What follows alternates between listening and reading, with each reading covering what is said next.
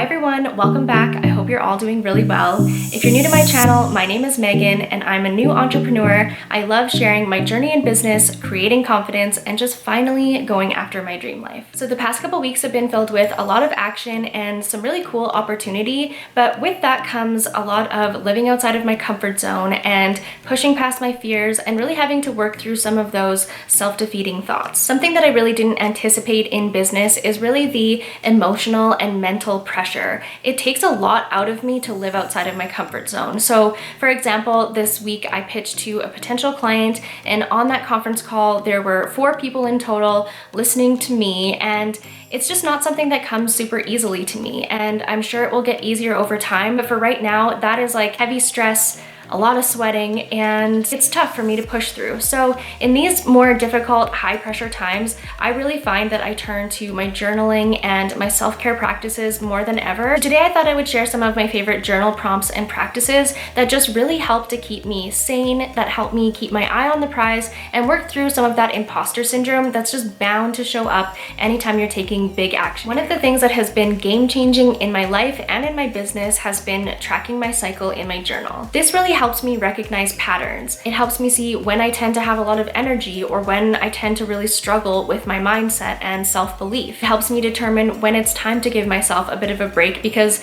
physically I'm supposed to have a break. One of my absolute favorite journal practices that I use really often is scripting. And scripting is just taking a date or a time in the future, and it can be anything that you want, and writing in present tense what you would have experienced. I do this in various formats or sizes, so I'll often sit down and review my goals. If I'm journaling in the morning, I'll script out, say, a month from now, and I'll write in current present tense and feel the feelings of the accomplishment happening, landing the client or the project going really well, or releasing my course, I'll do these things and visualize it and feel it and write it down as if everything went so perfectly. I'll also sometimes script what I would love my ideal day to be. And so even if that's down the road where I would love to be speaking on stage or writing a book, and so I will script my day or my life as that new next level version of myself. I think we play a lot of what if, but we play what if in a negative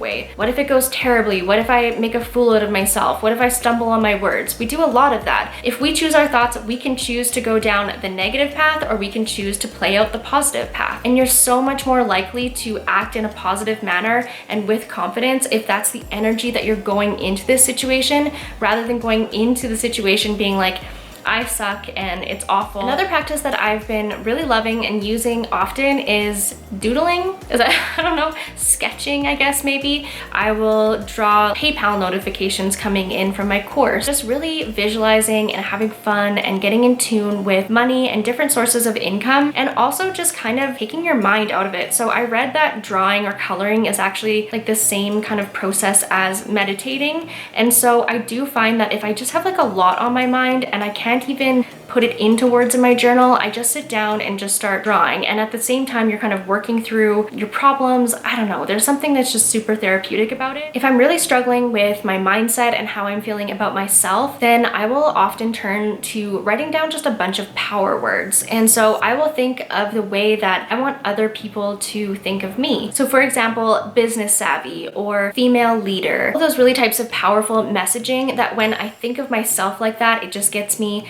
amped up. Recently, I had a situation where someone really crossed the line in business. I've had that a couple times with guys now. And so one of my power words was ball crusher, and it's funny, but it's just something that I felt like I really wanted people to know that I don't accept that type of behavior. I don't really know how to explain how it just levels up the way that you think and feel and act. You just take on all of those power words into your being. I don't know, it's weird, but just try it. And then of course there's gratitude, which I think a lot of people know, so I won't go too much into that. But what I will do is just sit down and have gratitude for myself, which is something that I don't think that we often do. So if I've had a killer day, if I crushed yesterday, I feel it happening, and if I'm feeling that power, then I really revel in that. And I think it's important to do that and to feel those emotions. And I think a lot of what is powerful in my journaling practices is all of these journaling practices get me into a state of power, or they're shifting maybe from a state of not feeling good into how can I feel better and how can I change that perception and the feeling in my body and the way that I think about myself. The last practice I wanted to touch on has to do with decision making. And so one of the things that I'll do is kind of similar to scripting. I will write out my scenario, whatever I'm trying to decide, and script out how it's gonna look if I go this way and how it's gonna look if I go that way. And I just really take time to acknowledge how I feel physically and the responses that are happening as I write out these different scenarios. What feels right in my gut. I know that's like a little whimsical, but I can't tell you how much intuition is everything. And that has just continued to be more prevalent than ever in my business experience. I feel more in tune with my intuition than ever, and I trust it more than ever. So I hope these journaling practices offer a couple tools for you to be able to apply into your own life and your own leveling up. Really, these are all mindset and perception shifts. It's also shifting the physical energy that you're feeling in your body. And so what I find is all of this works to compound on one another. And the more action I take, the more confidence I gain, and the more action I'm willing to take. If you did like this video, I'd love if you gave it a thumbs up and subscribe. Let me know in the comments down below what you're trying to work through, or if you have any particular journaling practices that you find really help. Other than that, I hope you're all doing so well, and I will see you in next week's video. Bye guys!